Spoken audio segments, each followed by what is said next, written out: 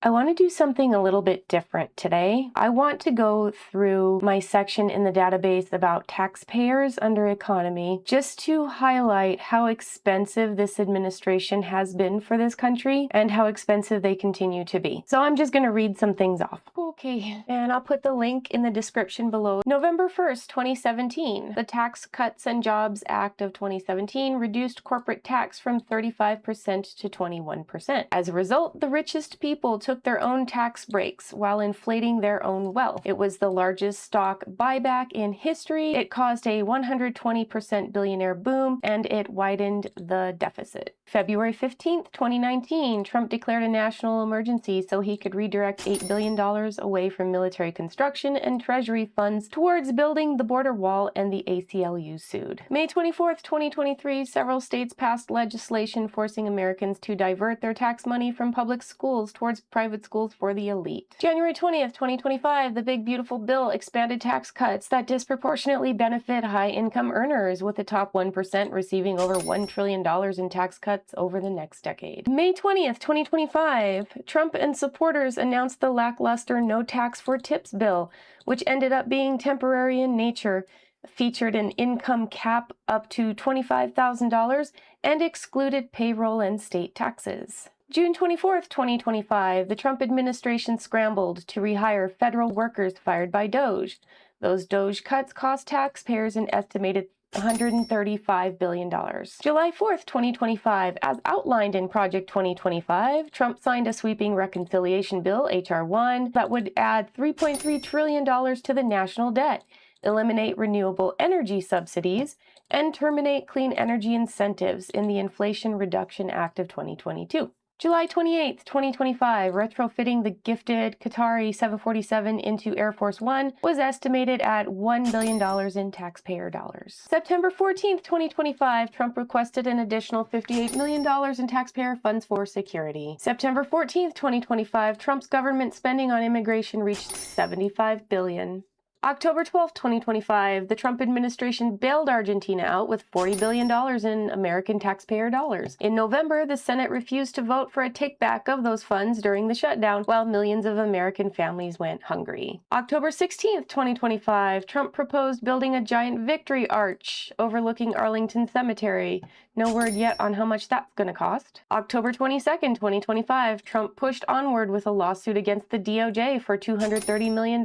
Whose money do you think that is? November 3rd, 2025, Kash Patel used a government jet to visit his girlfriend. After the story surfaced, Patel fired FBI veteran Steve Palmer, whose unit oversaw the agency's aircraft fleet. November 14th, 2025, Kristi Noem allegedly funneled $143 million of the $220 million in taxpayer money to a Virginia media company for her ad campaign. January 14th, 2026, the Congressional Budget Office estimated American taxpayers would spend $125 million just to rebrand the DoD as Department of War. January 29, 2026, Trump sued the IRS and Treasury Department for $10 billion in taxpayer money for sharing Trump's tax information. February 16, 2026, the Trump administration spent $38 billion in taxpayer funds to acquire warehouses across the country and turn them into detention centers.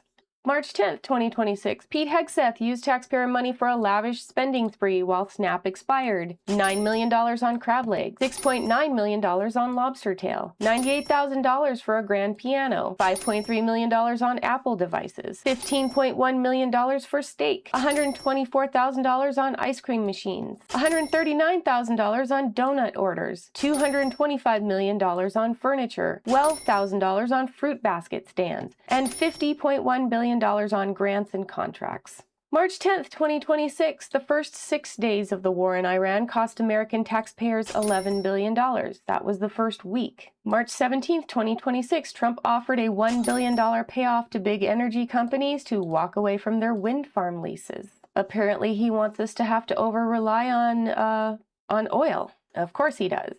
March 17th, 2026, Trump requested an additional $200 billion for his elective war in Iran, claiming it would be over soon. Meanwhile, hundreds of TSA workers quit their jobs due to no pay, while Trump ensured DHS received their paychecks. For contrast, the war in Iraq cost $815 billion, but that was over the course of 13 years.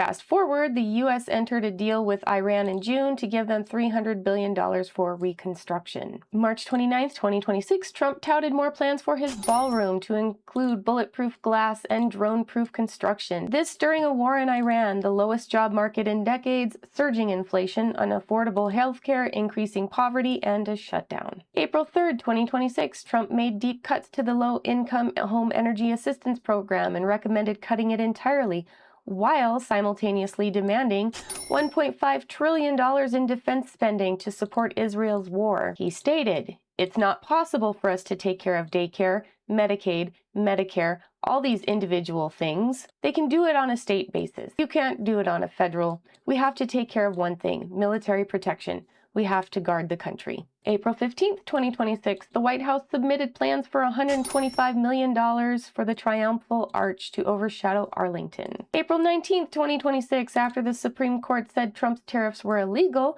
the administration announced the kickoff of a $166 billion tariff refund for businesses and importers only, for which they can submit a claim for online. Consumers will not be receiving a refund. Hopefully they're getting some money back. We're not going to see any of that. April 23, 2026, Republicans used budget reconciliation measures to bypass votes and approve an additional $70 billion in ICE funding. April 27, 2026, Lindsey Graham pushed for taxpayers to fund Trump's ballroom despite earlier promises of private financing.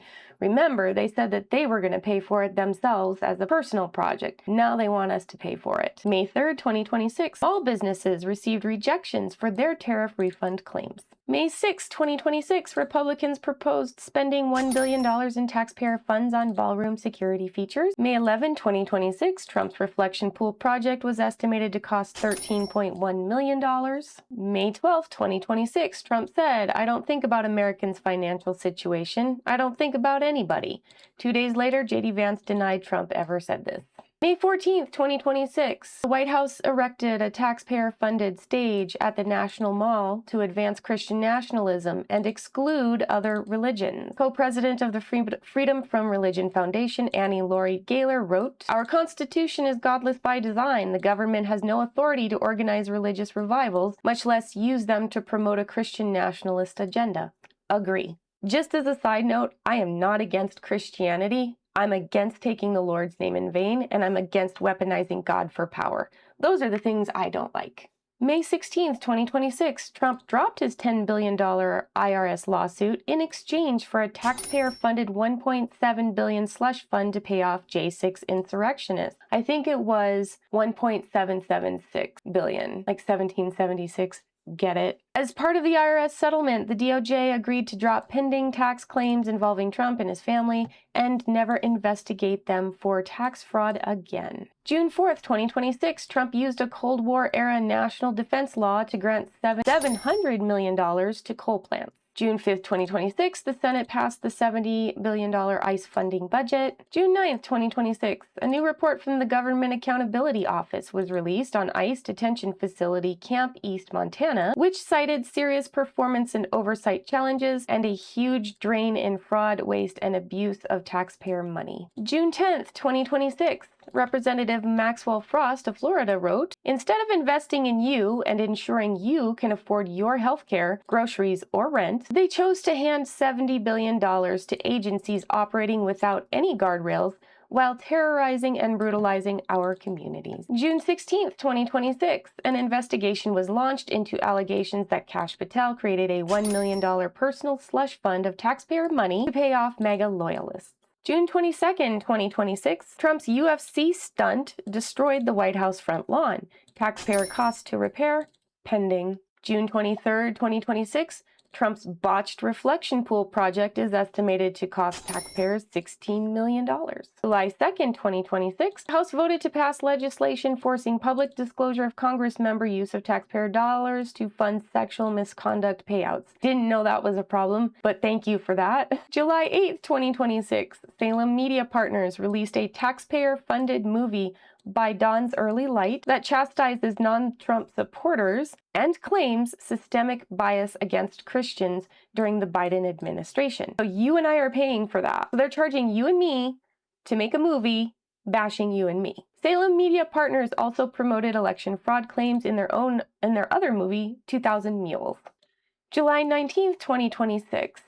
No update on this one yet, but the White House is apparently, allegedly, quietly remodeling or changing the columns behind tarps. No information at this time how much that will cost us.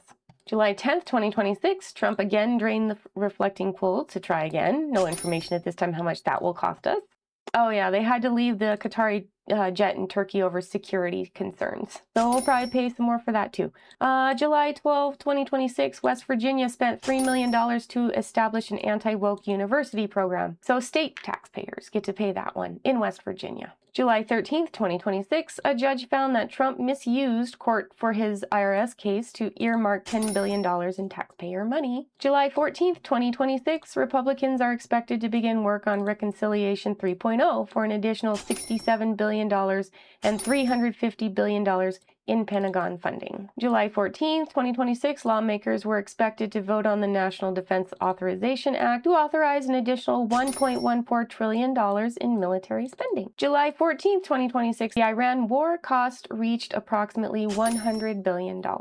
July 15th, 2026, Vance and his family allegedly misused taxpayer-funded resources such as federal helicopters for personal use. July 15th, 2026, the House GOP voted 216 to 214 to advance a $95 billion reconciliation bill to fund Iran, aid farmers, and push for the SAVE Act. July 21st, 2026, Hegseth wants $70 billion more for the war in Iran after already spending roughly $37 billion.